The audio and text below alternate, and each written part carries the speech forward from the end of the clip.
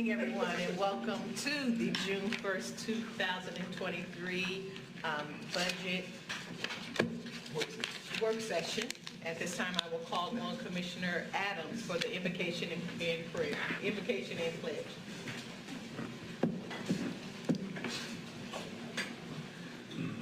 Dear Heavenly Father, we come today just saying thank you first. Thank you for allowing us to assemble in this room. Father, we ask you that what we do today be done in excellence and for your people here in Cumberland County. Father, we ask you to bless everyone that's in this room. Give them road mercy as they go home. Take care of their families, dear Lord. In Jesus' name we pray. Amen. Amen. Pledge allegiance to the flag of the United States of America and to the republic for which it stands, one nation, under God, indivisible, with liberty and justice for all.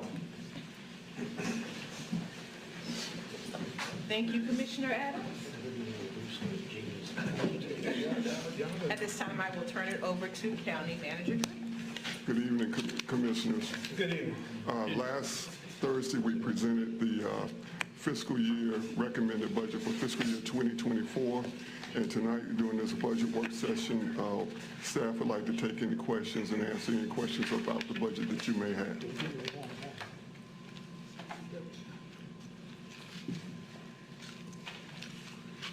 Okay, thank you.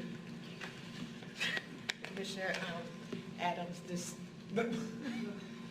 I interrupted her. Go right ahead again. Last Thursday, when we presented the fiscal year 2024 recommended budget, and since then we wanted to find out if you, at this work session, answer any questions that you may have. Okay. Does anybody have any questions? Yeah. You good. Okay, thank you. Mr. Manager, very solid budget. There are some things that have happened in the last couple of years that have caused us some challenges, mostly employee retention and that kind of thing. So the cost of inflation, I understand the need for increased salaries and the benefits. I have two overall global questions. One is, traditionally we have had community groups funding requests, and it's sort of been the practice, I'm not saying policy, that if they were approved the year before, that they would automatically get approved again. Well, with all the difficult things that have happened because of COVID and ARPA money and CARES money, some of these groups have been able to see an increase in funding from other sources. Some of us commissioners sit on the ARPA committee, and I found it interesting that a lot of these nonprofits, I don't know if they just expected they were going to get this money, but very few of them even applied for our ARPA money. So did they actually put in requests, or was it just a carryover? No, they actually had to put in a request back in January, February timeframe. Mm-hmm. But I just find it odd that they need this money, but they didn't seek to apply for our ARPA money. And was their ability to receive additional government funds considered when they were approved for that amount? Well, since this is really a board initiative, we didn't change anything from the previous fiscal year. Okay. Unless you've made a change. Unless you've made a change in the past. Right. Like last fiscal year, there was some changes in the funding, so we kept it the same because, again, these are board initiatives, and being the first year, I didn't really feel comfortable. Yeah, we're getting a little feedback. There's a little feedback. Okay. I didn't feel comfortable making any recommended changes to the community funding. I just, if they need the funding, they need the funding. If they don't need the funding, then it's nice. Nobody ever turns down money. Right. But if they, the other thing that I noticed on it, but as you go to that though, the Boys and Girls Club, didn't we fund them $50,000? Yes, sir. I mean, I don't see that we end up giving them more money. They got $50,000 from the ARP. That just doesn't even make sense to give them more money. That was just- That's kind of where I was going. If we gave them to them one place and then the other, and, you know, and there's some organizations that received a real bump up this year in funding just because of the nature of what they do and how they are funded, but we continue to give them the same. All I would ask is that we possibly look at this. The other thing, and this is a small thing, and it's just because I am who I am, I noticed that we will be spending a lot of capital money on elevators. And some of them are in elevators where we don't even use the third or fourth floor, or it only has 2 floors and we're renting it out to somebody else at a very low rate. How did those make it into the capital budget only because someone said that it's time for us to redo them, or are there actually problems with someone? It's probably Jermaine. I'm gonna let Jermaine speak in detail, but since I've been here over the last 3 months, we've experienced several problems with elevators. So, Okay. Well, it's almost $1.5 million through a couple. And some of it is due to inflation too, but we've had some issues, serious issues with elevators over the last 3 months that we need to kind of correct and work on now. We always try to find a way to save money. Right. And so this is just an estimate, but it could be lower. I don't anticipate it being higher, but Jermaine can give you the details of why we have that amount. Okay. So, good evening, Commissioners. So, with the first elevator, that's the historic courthouse, just based upon feedback from the switchgear bid consideration, which you'll see coming before you during the agenda session. The lead time on the switchgear looks like it's going to be around 9 to 10 months. And so we cannot modernize the elevator until we complete the switchgear. So essentially, the historic courthouse elevator can be moved to FY25. But in the context, in the terms of the other elevators, with the Bradford building, normally the elevator replacement cycle is 20 to 25 years. And so with the Bradford building, those elevators should have been replaced just based upon that timeline back in 2018. Should have been modernized. And so right now we're seeing sometimes 3 to 4 calls per month for the Bradford elevators, having issues with door function, locking out on certain floors. Sometimes the doors will open or close. And so those need to be replaced as soon as possible.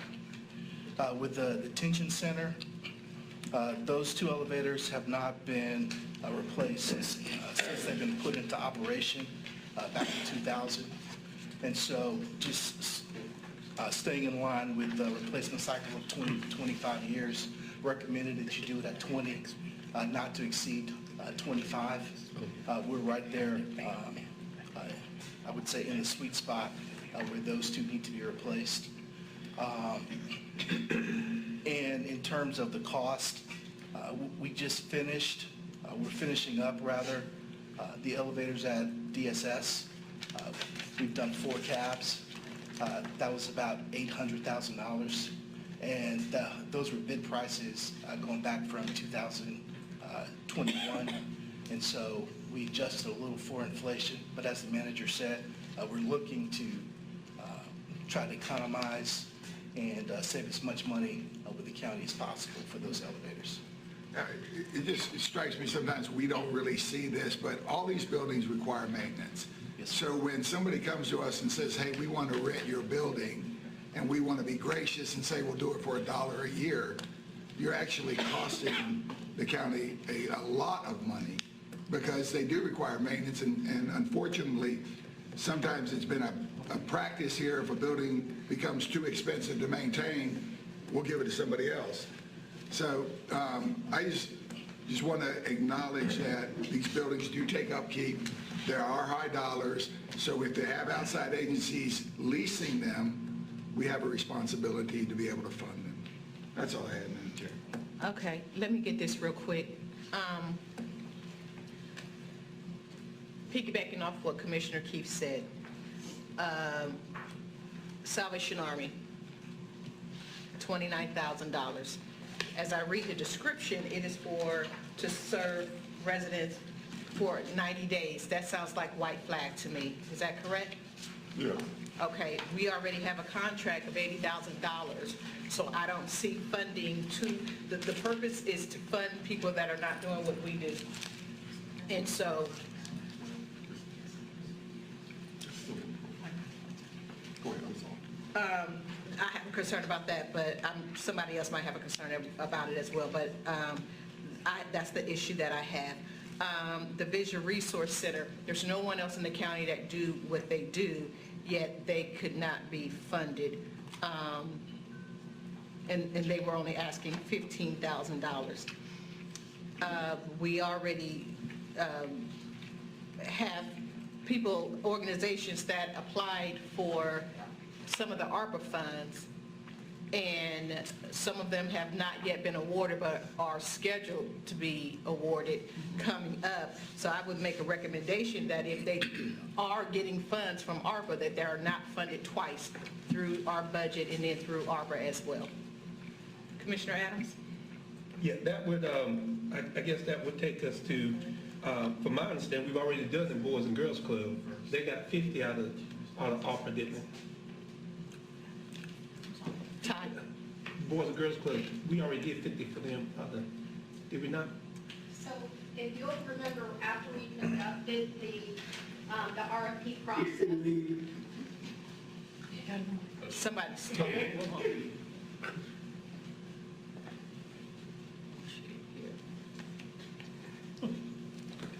I'm sorry.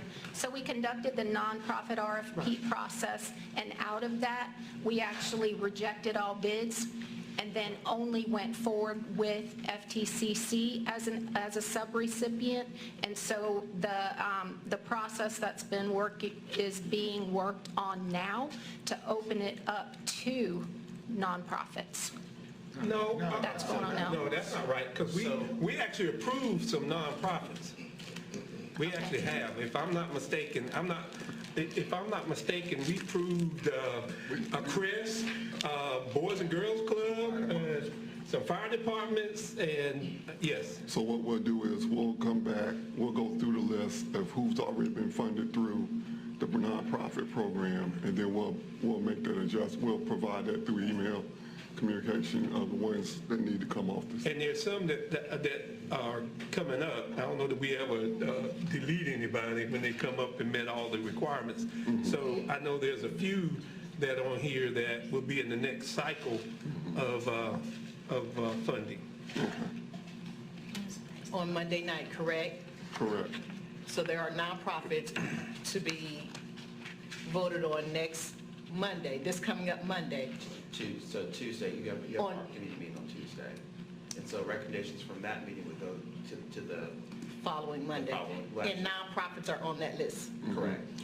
And I would tell you, and I still have a problem with a couple of other ones.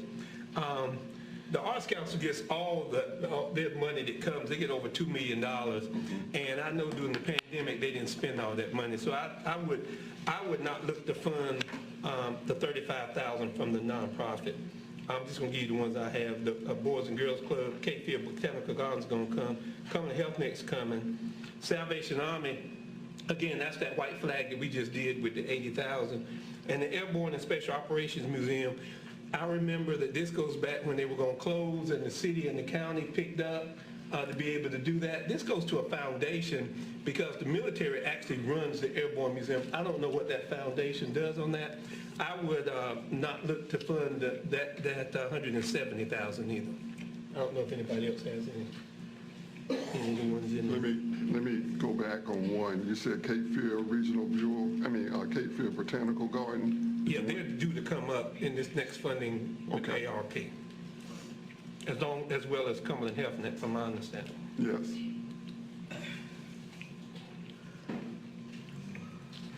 Commissioner Jones. Yes, I have a question in reference to an email was sent out to the superintendent by Ms. Harris, which is a resident in Wellington. Lincoln, excuse me, she had a concern about our Cumberland County transportation in the budget.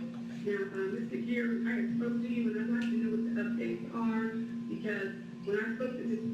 Crawford, she is the coordinator for that particular program. They help out individuals, of course, for transportation to the doctors and also elderly people. And her concern is the new coordinator. I know we had a meeting with her boss, but as I stated with you, her concern is that the county is only matching up to 15 to 20%. I know you said you do a fact check on that. And another issue of my ask in the email was two things. I want to know if we can possibility put more money into that program. So the elderly, and I just, just as a community to get back and forth, that, obviously when you're disabled, your income is a lot lower. That was the number one ask. The number two ask was, in the event, it would make the process of the contractors a little bit slower, a little bit faster, cut some of the red tape. Now, I know you said you get with the financial department, so that's our attorney. I've also talked back to Ms. Crawford because she touched base with me to see where that was going. I told her I hadn't got a follow-up yet. So I guess like my ask is basically, where are we with funding? The sheriff also sent out a second agreement. If you all check your emails, or maybe you might have got overlooked and we can like emails. They're still not running in her area. This is still a concern. Speaking of vision resources, she does now have a position. A lot of these individuals that she's one herself have been depending on this transportation. So did we ever find out what percentage we are providing for this particular program is number one? And number two, is there any way we can speed up the process for the contractors? I know you said there was some type of hiccup, that was one of the issues. So what is the final analysis as far as the follow-up in this area? Because I'm glad to hear you're right. A lot of nonprofits are getting money that don't even ask for it. Perhaps we can shift some of that money over to the transportation program for the elderly and ADA to help some of these people get to the doctors. Commissioner. That's my question. I just want to know, where do we stand with how much money we're giving them and the update? She'd like to know the update too. Yes, Commissioner Jones, there's a agenda item for the meeting coming up on Monday that will extend the contracts for several of those contractors. And I don't have the direct specifics for each program because I'm still gathering that information, but it's generally anywhere from 15 to 25% that we provide, and that's based on the requirements of the grant that we match.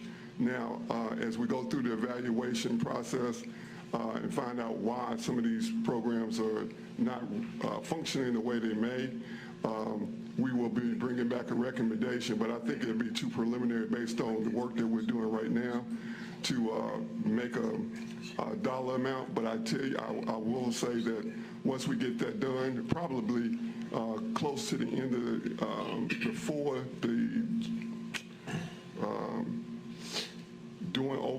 probably by the end of July, we'll probably bring back to the board a recommendation for if we need some additional funding to put into the program. But right now, based on everything I've seen, we have adequate funding. We just, we had a hiccup back in the January, February, March area as far as getting the contracts awarded, and we are working to streamline that process very quickly. Okay, and I just want to also a quick reminder, so she was pretty accurate, she said 25%, from the low end 15 to 20, because her ask was at least 30 or above or 50%, being in the detail of what that particular service is for. So that is correct, we're not even giving 50%. Is that correct, what she was stating to me? Yes, but that's part of the grant requirement. The grant requirement doesn't require that we give 50%. And so we... I know it doesn't require it, but seeing that because there's a need, and that's what I was discussing with you, which is what the concern of the grievance was, coordinator, their concern with me because they're not getting more money was one of the problems. Another issue for the course individuals in Spring Lake that reached out to me, they don't even have the connection out there like they did. So that was what our concern was. Can we, or at least that's what's asked is, do we see if we can find some funding dollars to at least get 30 or above? Because what they're working with now, which is why my understanding is why when they are up and running, they can't run the route as much as they can. And by the way, even in Spring Lake, which parts of that, we're talking about individuals that live in London, and this complaint came from somebody, well, not a complaint, just someone who's trying to make this better and proactive. Ms. Harris used to be, I guess, the chair for the transportation board, so she was the one that put in the grievance that someone that has disability and just wants to stay on the top of it. And so I did want to let you all know the next step is the petition going around because she's trying to advocate for this. So that's what's asked for.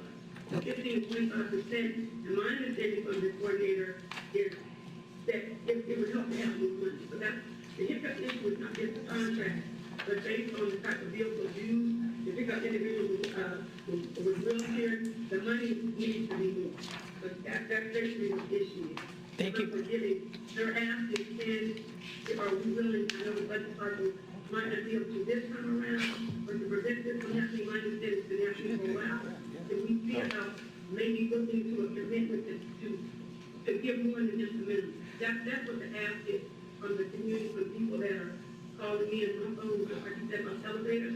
I'm getting several calls from individuals wanting to get this doctor's appointment, low-income people telling me, you know, can we do a little bit better job for those in the disability community. Okay. The ask is to look in the budget and see if the minimum we're giving, can we find a way to get more? That's what the coordinator of the program and the residents that are riding and calling me. Okay. Thank you, Commissioner Jones. Commissioner Adams. I would tell, so that, and the manager may not even know this, because FAMPO met last week, and this comes through FAMPO. And these are, it doesn't go to this particular person. This is a bidding process with an RFP is how these done. So even with that, we'd have to bid these, this program out. But I will tell you, Commissioner Jones, that we did have this conversation.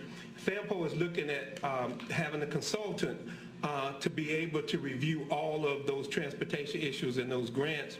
And the committee decided, or at least moving toward it in terms of that, because I did get a couple of calls, and I do understand, if you go to Walmart and you ride on the van, you can't buy any ice cream and you can't buy any meat because you don't know when it's going to come back to pick you up and it melts. So they're doing, where's Dr. Green is, she set the standard. So they're talking about doing Ubers and giving vouchers for Ubers so people can get to their doctor's appointment on time, get back home, and they're not sitting there waiting. So the process is that it's being studied, and we'll come back with a recommendation through FAMPO to be able to do that. So it didn't go unanswered. And so as chair of FAMPO, I can tell you that we're moving in that direction. And I think the Ubers is, and the Lyfts were, we brought that up because of the health department. Commissioner Kelsey, y'all did a good job over there. Thank you. Can I go? Commissioner Adams, I got one more thing. Just one more I need to thing. go back. Okay, well, okay, go back. Yeah. Okay, Commissioner Adams. I'm just going back because one of my commissioners said, you know, we shouldn't just cut people off and give them zero. So as that airborne museum, if we just cut them in half this year, maybe do a half next year, it's kind of hard if you've been getting it just to go to that. So that would take it down to like 85,000. Yep. Okay. I think Okay. everybody's. So, you're done? So my next concern is I want to talk about the, Because they were going to close, remember? That when the sequester came, they were going to close, they weren't going to open, but like Saturday and Sunday, and I think the city took over all of their, they do an in-kind contribution, and y'all, and the county did this for me, did this to be able to kind of keep it open. For those times. No, it wasn't. Right. so the next thing I want to talk about is the 4% cost of living increase. There are employees that are already at the max because they've been with the county for 20 plus years or so. And so they would not be entitled to the 4% increase. They would just receive a bonus. No, they get the bonus. It's across the board. They will only get the bonus. And then if they are, and Manager Greer can explain this further, but they will only get a bonus. They won't get the 4% because it would be out of their range. And so I am asking that we consider putting them in a position where they can get the 4% cost of living as opposed to just a bonus. Manager Greer, can you explain that? As part of the 4% early implementation of the the compensation plan, what I plan to do is actually move the ranges by 4% also. So those people eligible who are currently getting a bonus now will be able to get the 4% in their paycheck and not as a lump sum. Because when they get the lump sum, it's half of it is taxed. So we move the ranges enough, and so they can be fitted within the range, within that 4%. They can get the 4%, and they will not be over the range. Thank you. Okay.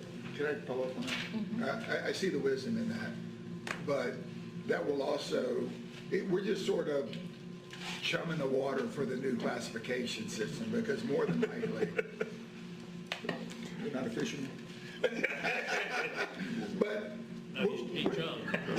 we are going through a reclassification study, right? Yes. Okay. Right now, just based on preliminary information that the HR has provided me, based on the 4% to get everybody to the new minimum, after the 4% would be approximately $1.3 million. And then if we move everybody who's eligible, and let's say we took everybody and moved them to the midpoint, based on that, it'll be an additional $5.6 million based on our vacancy rate.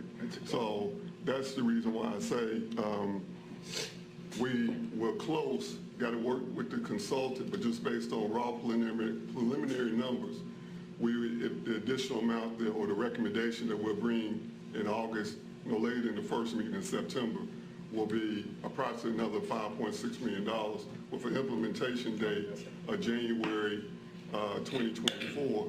That halves that, well, the salaries of 5.6, you add on another 30%, so it's 1.5, so it'd be about $6 million, let's say, 6.5. You half that, that's about $3.3 million over this fiscal year, and then the full amount of the plan or the recommendation will happen in fiscal year 25. So, and we will stay right in line with the budget. We generate every year in vacancy savings about between $10.5 and $12.5 million in vacancy savings. So we'll have enough money to cover that. But until we get the details from the study, which we'll have before July, end of July, we'll bring back a recommendation and have that for you. That's the reason why the initial 4%, because I didn't want anybody to feel as if, we made the commitment a year ago, and employees in those elevators that we need to repair are peppering me every day about when we go get it. So we're going to move forward and get it done so we can bring that recommendation back to you in August, early September. Okay, thank you. Can I just ask one question, and I just don't, on page 84, where it says Crown Motel Fund, is that, I don't know what that is. What is that? I guess. That's the occupancy tax. Yes. It's just Okay, so that's their share of the occupancy tax, okay. That's what we received from. Okay, Yeah, that's. okay. They get the other part goes, I got you. I didn't know they had a motel out there, but y'all were out there, didn't let me know about it. Thank you.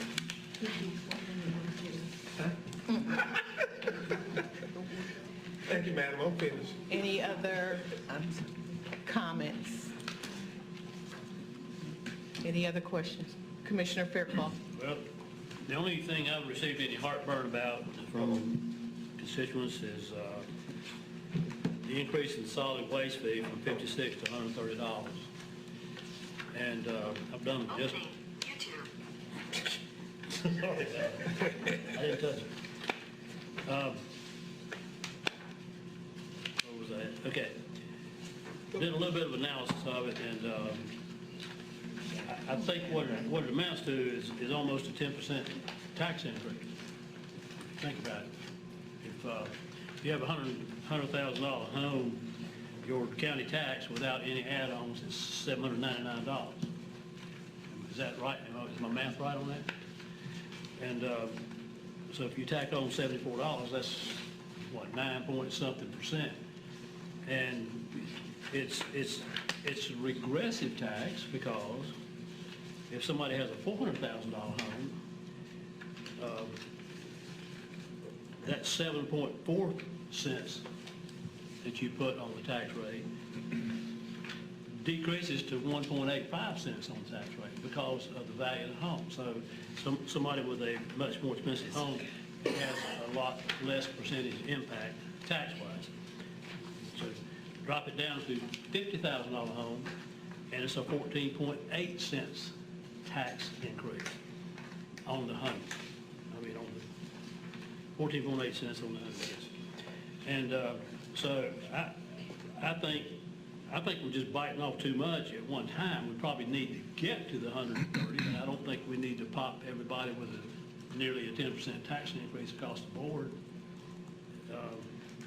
And it impacts the lower valued homes much more proportionally than it does the higher value homes. And for that reason, it's a regressive tax. So that's my 2 cents on it, and I think we probably ought to try to keep that increase instead of 74. We probably ought to cut it off somewhere around $95 to $100 instead of $130. That's just my 2 cents. Madam Chair, can I have a question on that? Yes. So when we were briefed on that, and I don't disagree with Commissioner Fairclough, for a lot of this landfill, if you live in the city, you're paying for trash collection anyway. That's what most people only do. So you can't find a $50,000 house. There's not many of them left in here. The average house is like $200,000 in Cumberland County now. Rick's got a bunch of them. They come up to us all the time. But my point was, what was justified to us was, hey, this is what all the other counties are doing. But what is the real need for the increase in the solid waste fund? I guess that's what my question is is there a reason other than everybody else is doing it and we want to keep up? So how are we going to invest this money? We have $14 million of capital needs that we cash fund every year. Our fund balance is currently $16 million. If you take that $14 million and you don't increase the rate, over the next 2 years, as we construct these, we buy this equipment and buy the transfer station and do the Bellfield mining program, and we ain't trying to extend the capacity to 20 years, we end up eating up that fund balance, and we'll be down to approximately $1.7 to $2 million in fund balance without a rate increase. So right now, solid waste is being subsidized by the fund balance? Correct. Okay, at a rate of? It's basically every year depending on what the actual expenses are. Last year we broke even on a budgetary basis, hit a small loss of $362,000 approximately. So again, if we cash fund these items and we don't increase the rate stays the same. We have $14 million that we need in order to extend the life of the landfill and build a capacity that will provide 20 years. And so we'll end up using up the fund balance within 2 years. So Commissioner Fairclough has a number, and I'm sure there's an actuary out on what that will grow to. And I guess my question is, Amanda, what are you going to use that money for? But what is that number that it's going to grow to at what's the number now, 130. So what will that increase your capacity, and what are you going to do with it? Okay, so what we would do with that money is, first of all, we've been talking about the future of Ann Street, and we've been talking about our action plan. And our course of action is to mine the Bellfield and to divert part of our waste to another facility. We have never paid another landfill for disposal, and we're getting ready to do that. At the cost, so we're talking about diverting as much as half of our stream. So you're talking about 70,000 tons a year at $45 a ton for the first year. Then you're talking about CPI increases after that and fuel escalators. So that's one thing. The other thing is we're looking at mining the Bell Field. And as has been mentioned, there's a big capital investment in the transfer station, and there's a big capital investment in mining the Bell Field.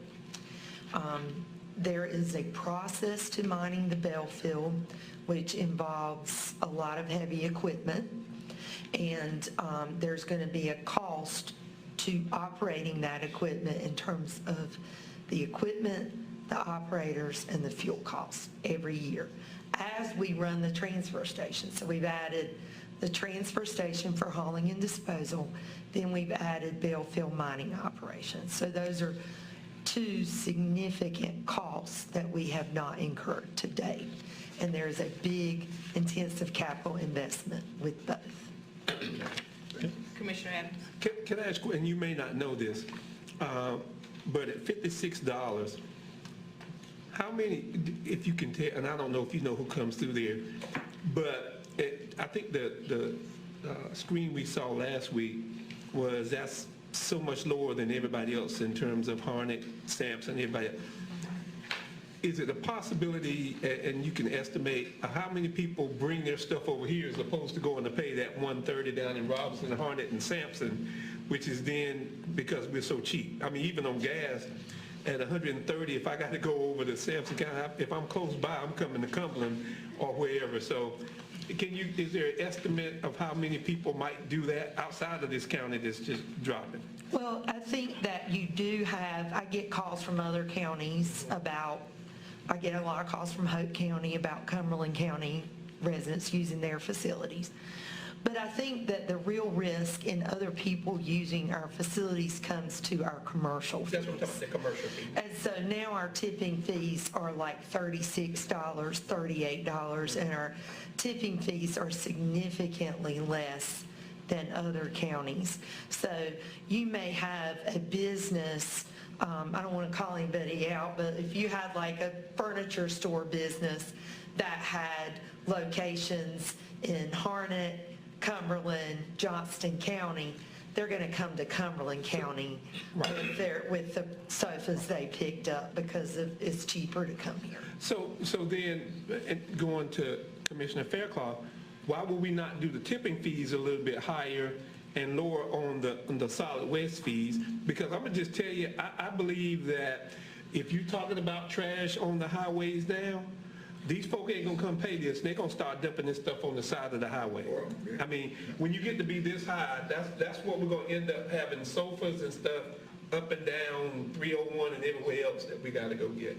So why wouldn't we do commercial a little bit higher and the solid waste a little bit less? I don't know, I'm just asking. Well, I mean, that is a concept. I think that you'll find that we don't charge on every ton that comes through the gate. If it is a residential load, now we do charge for furniture, but if it is a residential load up to one pickup 4 cubic yards a week, which is a pickup load of yard waste and trash, we do not charge. We do not charge folks like Southview Sanitation or folks like Cumberland Garbage who picks up residential trash. The city does not pay for trash except in cases where they're picking up furniture and yard waste with certain vehicles. So a $2 increase on tipping fees, you're only looking at an increase of about 40,000 tons a year with household garbage. Okay. Whereas the household increase, we have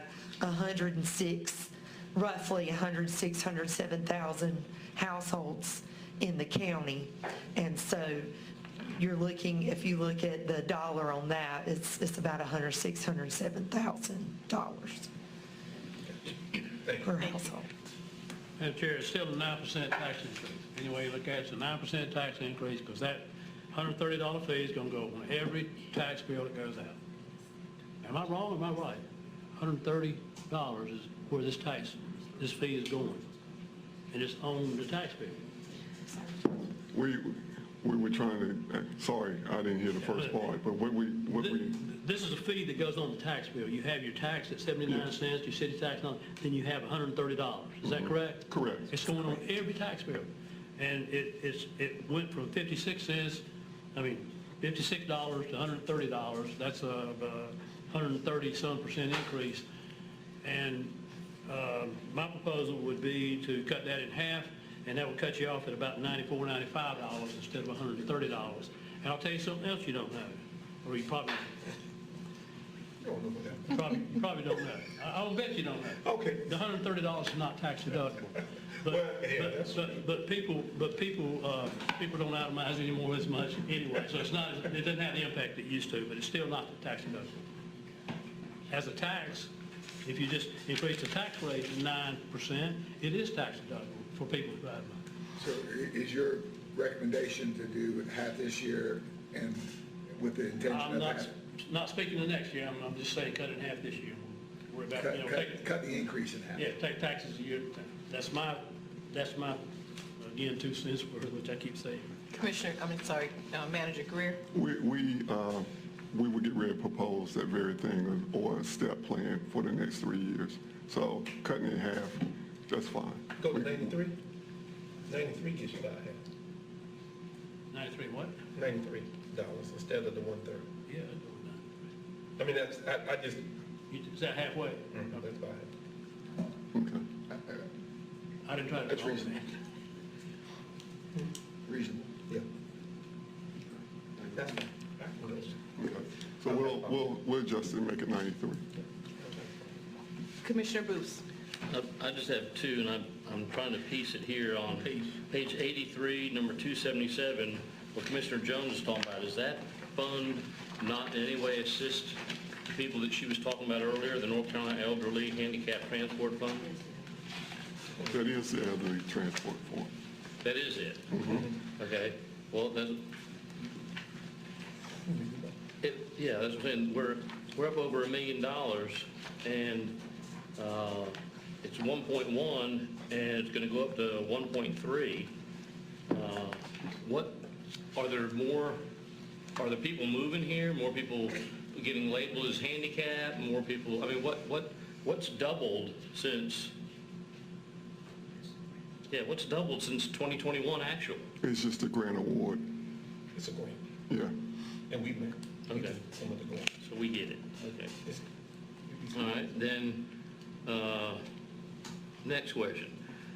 215, the Injured Animal Fund. It looks like you just put a 0 on it.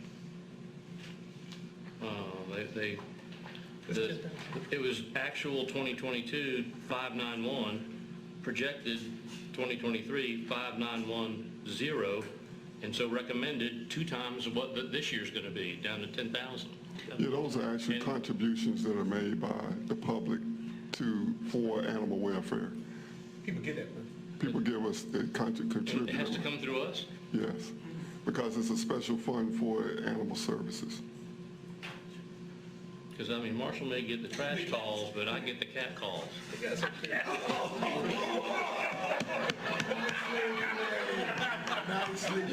Motion to adjourn. No, We've all gotten the letters where they'll call about a dog that was hit, and they'll go, yeah, you're the 4th person we called. Does that mean because they didn't get this extra money, they're not going to go get it? I mean... No. But I get letters, calls... On top of what we do. I mean... I got a call about cats bothering people, getting on their cars and stuff. Yeah, the people that are bothered by cats don't feel any better that they're neutered. They still take them back and let them out. So if you have 10 cats there and 5 of them are females, they'll come catch the 5 females, take them, neuter them, and then reunite the 10 Bring them cats. back, bring them back. Bring them back. Bring them back. Neuter them and bring them back. Okay, anything else? Anything else concerning the budgets? Anything outside of cat calls? Motion to adjourn. Is there, it's been motioned, it's been properly motioned and second. All those in favor? Unanimous? Meeting adjourned. Thank you.